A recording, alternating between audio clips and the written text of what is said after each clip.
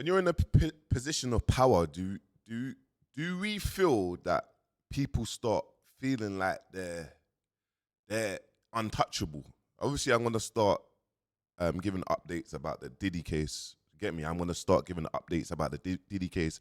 I got a lot of videos to watch and some insights just to get an understanding. Because I'll be honest with you, I haven't really been tapped in with the Diddy. You see, at first I thought, oh yeah, my man's innocent. Like my man's just calling out my man's name. And then now, obviously, little bits from the trial and this from the trial and whatnot and listening to what's happening with Cassie. And my thing is, when you start getting to a certain status, and look, we've seen the same thing with Young Philly. Obviously, he has not been found guilty. He's on trial. Neither has Diddy been found guilty. But what we do know is he's like a narcissist. Like he's a domestic abuser. Like he puts his hands on women. Like the scum of the scum.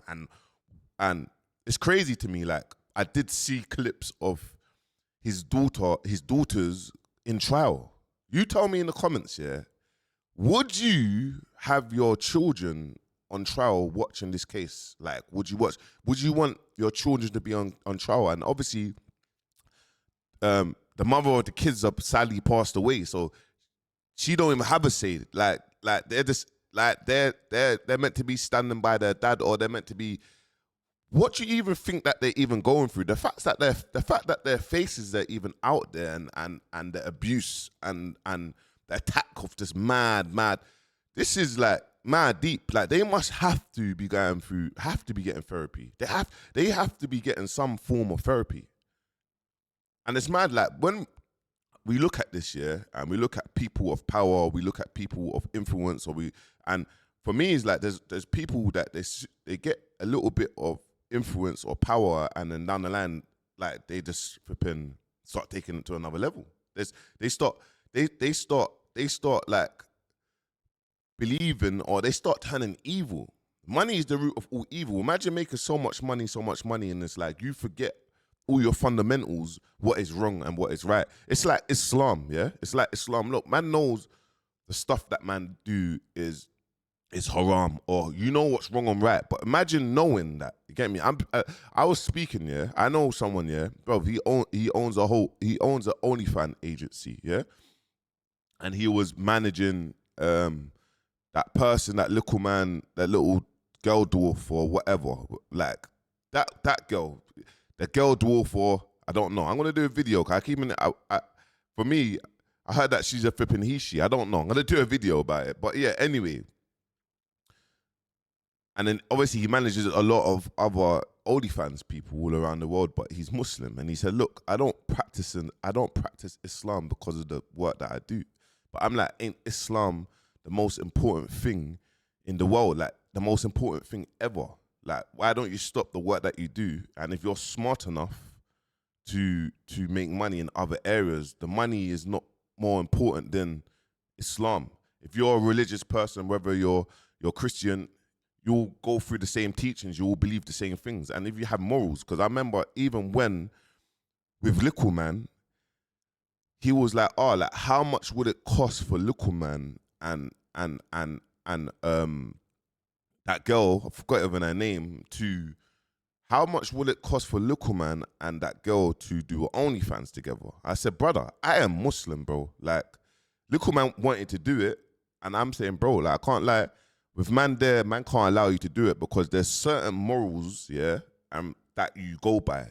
You get me? Don't matter what people think about you, there's certain morals, yeah, that behind closed doors, it don't sit right with me. And I was just like, bro, I can't lie, bro. Since I'm in that picture, nothing can run. You get me? If they like each other and they go link and they pattern up, whatever. But if man's patterning up to film not.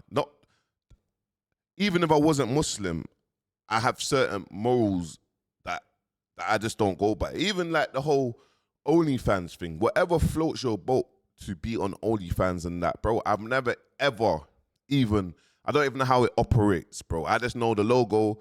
I know that now that I'm hearing that they want to sell up. I saw a thingy that OnlyFans people want to sell up. They've killed it. Do you know what I mean? And do you know why it's mad? Because OnlyFans, yeah, initially OnlyFans is not.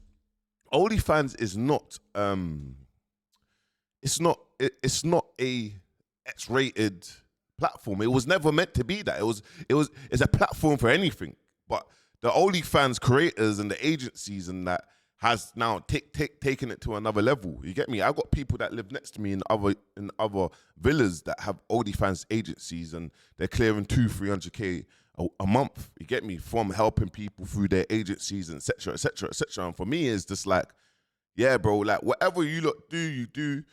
I can't judge. You get me? In Islam, music is haram. You get me? And that's something that I have to answer for in the day of judgment. You get me? But there's some levels to this where there's a level where it's like, yeah, man, just sorry, man. That man's beliefs, man can't do that. You get me? So with this Diddy thing, yeah, this one's here. What I'll kind of look at, and then the message that I'll say kind of to the youth, them like, it's like, pay attention and watch this. Watch this case and watch the stuff that he was doing, watch the stuff that they was doing, because it's not just him.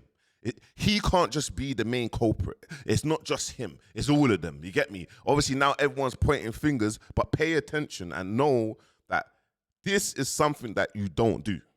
Period. Like, it's something that you don't do. This is something that we're not doing. Bro, man's probably raised baby oil by 50%, bro. The amount of flipping baby oils and free coughs and all these things that I'm hearing is crazy. And now that I'm back, yeah, I told you, look, boom, you got a video coming, this one's coming out tonight, you get me? And I got 2 more for you tomorrow, you get me? And then Monday, bam, bam, bam. And then while I'm here, I'm just going to educate myself of what's going on, put little bits on and kind of review the stuff that man's kind of reviewing. But you see, sets and all this exploitation and trafficking women, because I know what I know of is Diddy's been charged with racketeering, you get me, trafficking women from state to state. And what I take of it is like, America's got like 50 states, yeah? It's got 50 states. So if you're going on tour buses or you're flying out on flipping jets, you get me, and the gallums got whatever they got MDMA, they got coke, whatever, they're rolling with it, and they're going for another state. This is what I think is being spoke about in the ends of trafficking women. But what I think of trafficking women is actually people getting kidnapped and getting thrown in the boot or getting thrown in containers and they're going against their will. Do you know what I'm trying to say? So this is what I thought about trafficking women, but there's trafficking women in the sense of this. Now, correct me if I'm wrong. You get me? So when I heard that, I thought it was that.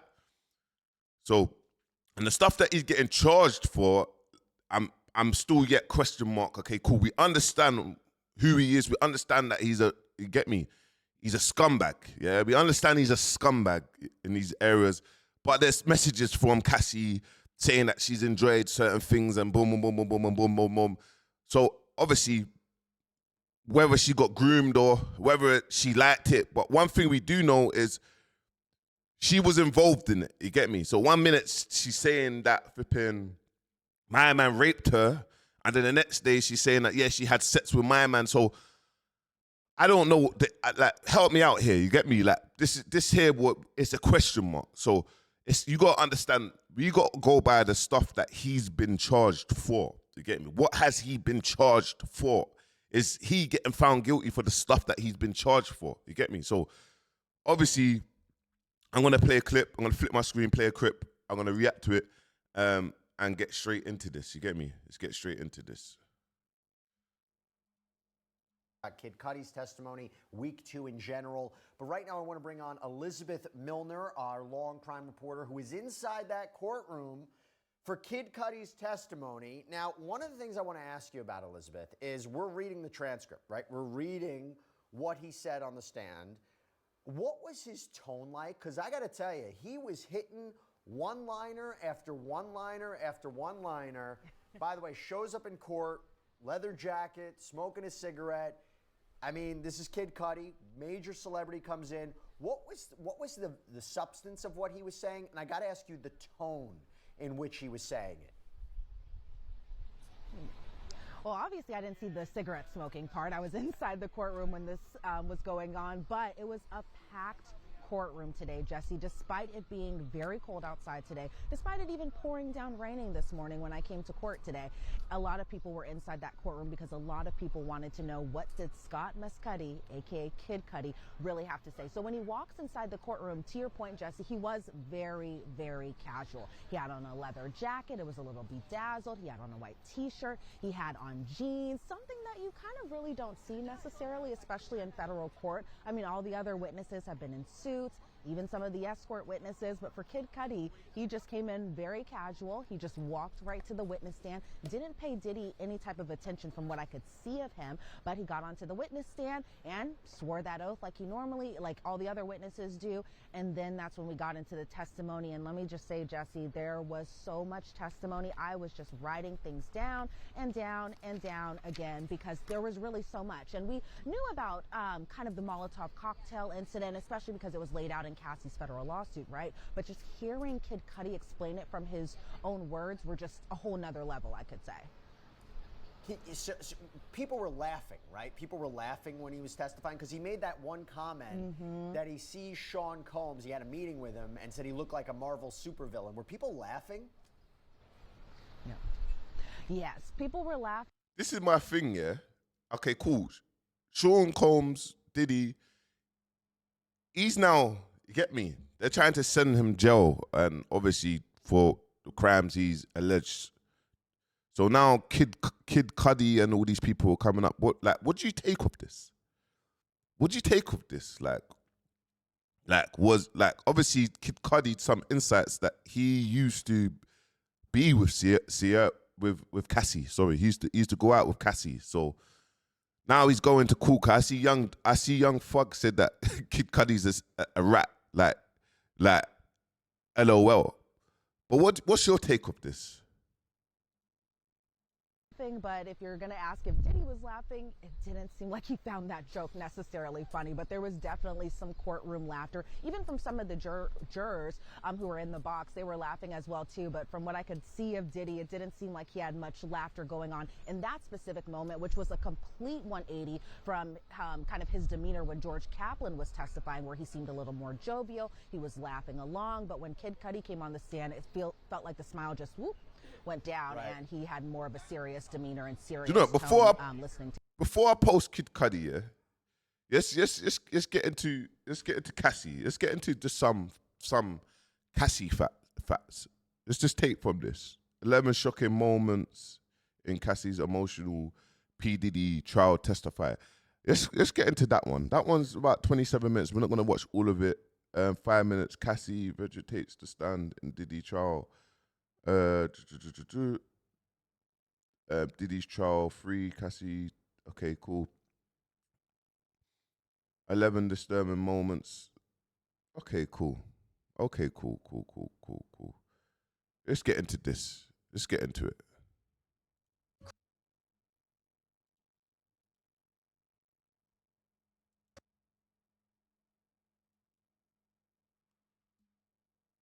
Don't know what's going on there. Don't know why it's not playing.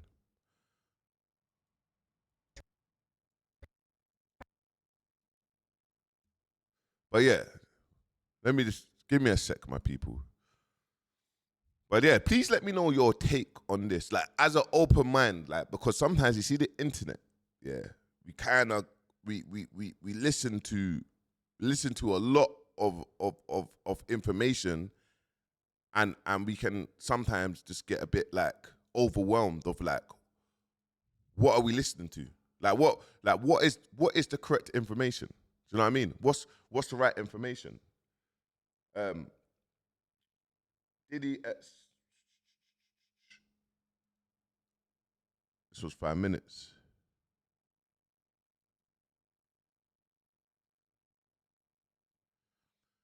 But yeah,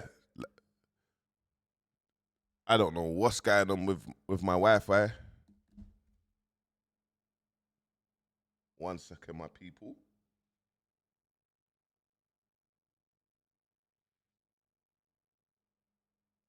Okay, my Wi-Fi is sorted. So let's just get into this, because one thing I do know, obviously, in America, everything's based on You can sue someone for rape, but not send them jail. You can be like, look, I'm suing you for rape.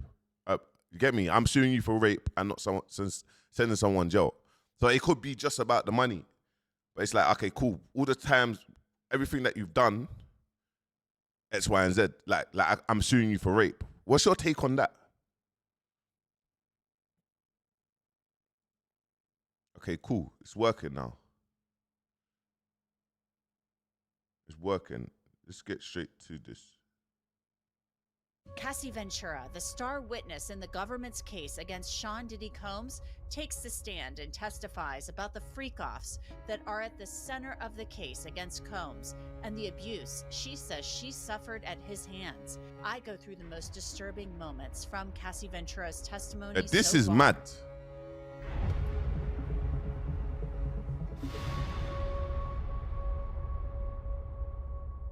Welcome to Crime Fix. I'm Anjanette Levy. I just wanted it to be over. That's what Cassie Ventura told the jury in Sean Combs' trial about the freak-offs. The freak-offs were those sometimes days-long sex parties that Ventura would take part in with male sex workers. Ventura said Sean Combs directed the freak-offs, and she and Combs would find these male sex workers to take part in them using Craigslist. Ventura said Combs dictated everything: the use of baby oil, the sex acts that Ventura engaged in with the escorts, the drugs that were used, including Viagra, and the length of the freak-offs. The freak-offs took place in Combs's homes in several cities, in Ventura's homes, and in hotels across the globe. And in some instances, these freak-offs became violent, and federal prosecutors say they have proof of that. It's this video from a hotel hallway in Los Angeles in March of 2016. It shows Combs chasing Cassie Ventura out of a hotel suite. We've edited parts of it. Ventura says Combs hit and kicked her and dragged her back to the room when she tried to leave a freak-off. Ventura described it this way on the stand. When I chose to leave, I grabbed... This is what you call a scumbag. You get me? This is what you call a scumbag. You see, any man... And there's a lot of man that's from the UK. There's a lot of road youths that claim they're road youths that put their hands on women.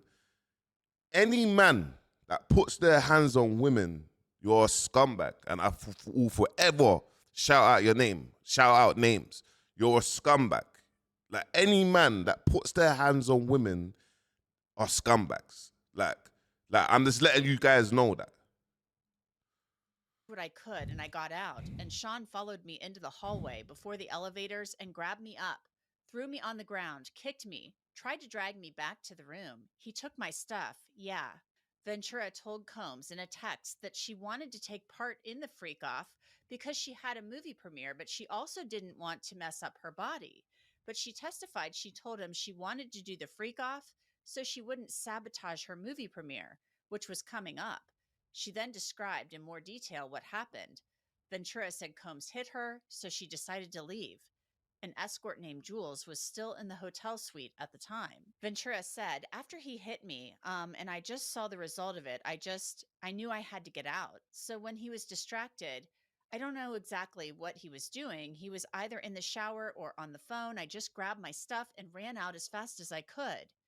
Assistant U.S. Attorney Emily Johnson then asked, and where were you headed when you ran out of the room? Ventura responded, I was headed home to my apartment. Johnson asked, what happened next? Ventura responded, I made it to the elevators. I got my sneakers on, and then the next thing I knew, I was just thrown to the ground. Ventura continued, yeah, it was really fast, thrown to the ground. Johnson asked, you said you got your sneakers on when you got to the elevator. Where were your sneakers before? Ventura responded, my sneakers, I think, were in my bag. I just ran out without any shoes. Johnson asked, why did you run out without any shoes? Ventura responded, faster. Johnson asked, you said you were thrown down in the elevator lobby. Who threw you down? Ventura responded, Sean. He grabbed me by the back of my neck and my hoodie and just threw me to the ground. This is another law and crime legal alert. If you received Depo-Provera birth control shots and were later diagnosed with link below, or time Sean Combs had thrown her to the ground that way, she said too This many is to madness. count. Throughout the freak-offs, Cassie said there were This sessions. is madness. In between the sessions, she and Combs would take more drugs. And she said there were times she suffered side effects from the drugs, and she admits She would often take them just to cope. Johnson asked, "How often would you get sick from taking MDMA or ecstasy?" Ventura responded, "Almost every time, like before the actual high hit, I would feel like vomiting. It was usually like a MDMA. normal thing." Johnson asked, "Would you vomit or would you just feel nauseous?" Ventura responded, "I would actually vomit, yeah."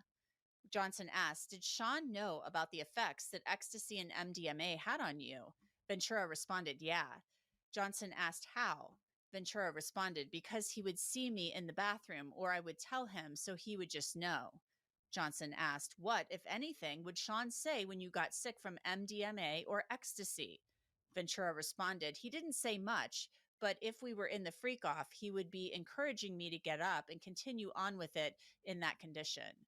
Those were not the only drugs Ventura said Combs would ask her or escorts to take. Johnson asked, "Were there any occasions where Sean offered the escorts drugs like Viagra?"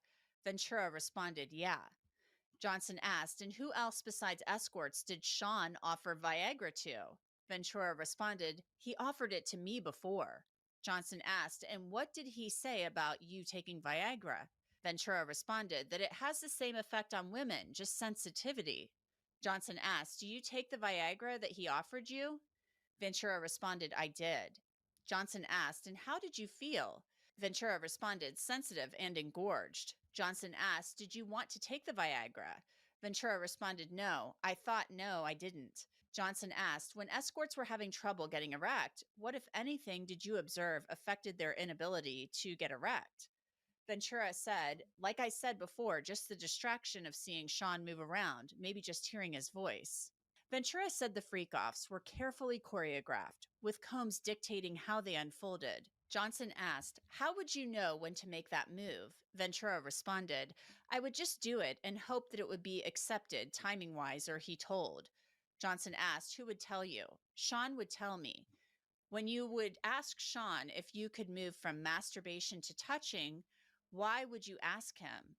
Ventura said, "It was his fantasy. He was controlling the whole situation. He was directing it. He was doing the lighting. He was telling us where to be, what to say, how to act in the room." Johnson then asked, "And you testified that you would sometimes move straight to oral sex. Why would you want to move to the next sex act?" Ventura responded, "I would just try to speed the process along. It was personally, if I get it done, then..." What's your take of this on this, my people? What's your take? Definitely tapping into TikTok. I want to hear. I want to hear what the TikTok has to say about this. You get me? But what is your take on this? Please tell me. Do you feel like Cassie had a big part to play, or do you feel like Cassie is 100% innocent? Do you feel like Cassie is 100% innocent? Please let me know, man. Let me look at this. Okay, cool. Let's go into this one. This is just a little. I figured it out. Cassie sued Diddy because he was flaunting Carisha around, and that was everything she wanted. Carisha ain't had to do none of them freak offs, none of that. She done went to the Met. She got her own show. He got her own game. Carisha became his big household name, like extra to extend it. That's everything Cassie wanted. She got to be around them kids. She got to go on vacation with the kids. Cassie said, "Oh, motherfucker, you playing with me?" And I'm at home living with my mama, with my broke ass bull rider. Your ass is getting sued. And that's when she sued him. So basically, she's saying like, rock, boom, Cassie is suing Diddy on the base of the love that Diddy was showing for obviously another woman. She wanted that and she couldn't get that. So now she's like, boom, this is what my girl's saying. You get me? What do you think? I'm telling you, she got pissed off. She got pissed off. Oh, you flaunting Carisha around? This little ghetto bitch from Miami? And that's everything I want, and I don't get nothing for this shit but freak offs, drugs, and a crazy addiction and a mental health. I'm suing your black ass. And I'm about to tell everybody what you did. Go back and check the timelines. I guarantee you I'm not wrong. You see, America, They have no chill. They'll say it how it is. They'll say it how it is. Testimony. Let's get into this. Let's get straight into this.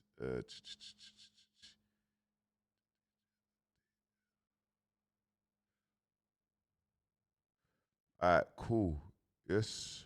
Have a look at this, my girl. I was in the courtroom as Cassie was testifying, so let me tell you guys She was everything in that the you courtroom. didn't see or may have not heard, because it's a lot. I will say the most damning part of her testimony for me is when she describes a freak-off where Diddy and another man, an escort, are standing on top of her while she is laying on the floor, high off of ecstasy, and they are urinating on her face, to the point where she is choking on their pee. And to further give context, on the right-hand side of the court, seated, is her husband. What? This is madness. Man's talking about. This is. I can't lie. There's a lot of man. Yeah. There's a lot of sick men, bro. Like, and there's men. There's people inside the music industry, outside the music industry that do this madness as well. Like, this is some madness. Like, there's a lot of people in the closet as well. There's a lot of bad boys. There's a lot of road guys. There's a lot of artists that's in the closet. That's what it is. There's a lot of artists that's in the closet. Man's talking about freak-offs and pissing in face. This is madness, bro. This is crazy. I can't lie. Husband Alex Fine. On the left-hand side, Diddy's 6 out of 7 kids are sitting in the courtroom as Cassie is describing having weekly freak-offs for years. That would last 2, 3. One lasted up to 4 days. She talked about damaging hotel rooms so bad in one instance that they had to pay such a hefty fee because the hotel told them that they needed to completely redecorate the room after a freak-off. After a freak-off, there would be blood, urine, and lots of baby oil. There was so much baby oil. There was also so much baby oil talk to the point where the judge at one point told prosecutors, wrap it up. But before we even got there, a very pregnant Cassie was called to the stand. She was wearing a tight brown turtleneck dress that was hugging her baby bump. When she sat down, you could tell she was nervous. And if you couldn't, you quickly picked up on it because once she started talking, you noticed that she paused a lot. She would sigh heavily before she answered a question. One of those moments was when she explained to the court that a year into their relationship, that Diddy had approached her with this fantasy that he had. He called it voyeurism, where he wanted to see her have sex with another man, later referred to as freak-offs. She said her stomach dropped. She was 22 years old.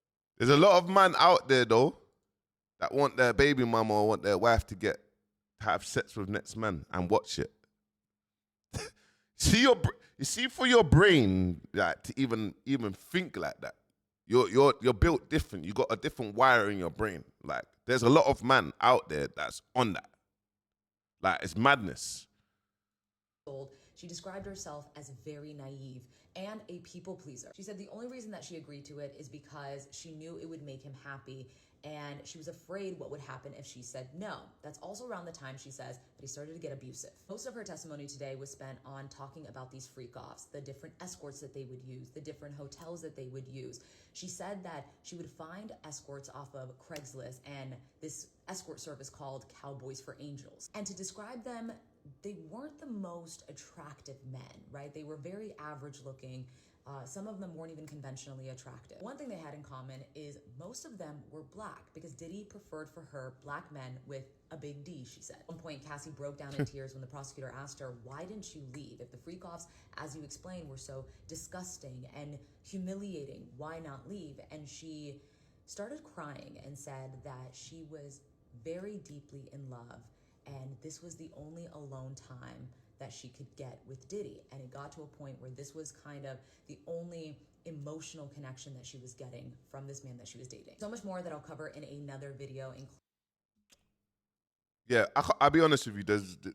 When it comes to this domestic violence and all these things, you always answer, why didn't you leave? Like, it's so easy to leave. So I can't really comment on that because you can see it over and over that a woman will hit a man or a man will hit a woman. Mostly is men hitting women and the woman coming back till it gets serious and then they get out. Or they might be trapped from having a baby and they know, okay, cool. If I'm on my own, what do I do? Or I'm heavily in love with the person. So, Yeah, man, I can't really speak on that. But yeah, I'm going to keep you lot updated. I'm going to do some more research. But I thought, yeah, let me just kind of tap into this one. So 30 minutes. Make sure you like, comment, subscribe. Peace.